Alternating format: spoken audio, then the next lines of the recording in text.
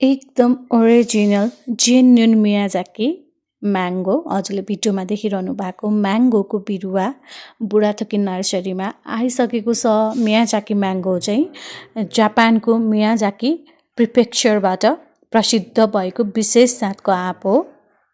त्यसैले यो चाहिँ एकदमै मिठो हुने गर्छ र महँगो पनि पर्छ।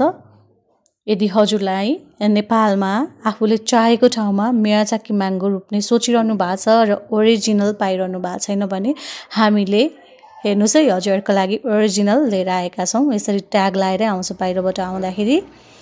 सो बिरुवा मैले हजुरलाई देखाइरहेको छु। बिरुवा लगभग 4 देखि 4.5 फिटको रहेको छ, हजुरले देख्न सक्नुहुनेछ। एकदमै हेल्दी छ, एकदमै राम्रो छ। यो बिरुवा 1 वर्ष पुरानो हो। अबको 2.5 वर्षमा फल्न सुरु गर्छ। मैले हजुरलाई एउटा अलिक यता निकालेर पनि देखाइरहेको छु कत्रो छ भनेर। यो 4 देखि 4.5 फिटको छ। हजुरले ट्याग पनि देख्न सक्नुहुनेछ, यसरी लागेर आउँछ र एकदम मिठो हुन्छ मियाजाकी चाहिँ। हजुरले सुन्नु नै भएको होला मियाजाकी। हामीलाई धेरैजना कस्टमरले मियाजाकी ल्याउनुहोस् न भन्नुभएको थियो। हामीले जेन्युन मियाजाकी पाइरहेको थिएनौँ, त्यसैले अहिलेसम्म आएको थिएन। अब आइसकेको छ। बुढाथोकी नर्सरीमा लिन आउनुहोला। यसको मूल्य रहेको छ 1500 रुपियाँ। So please do visit Budhathoki nursery.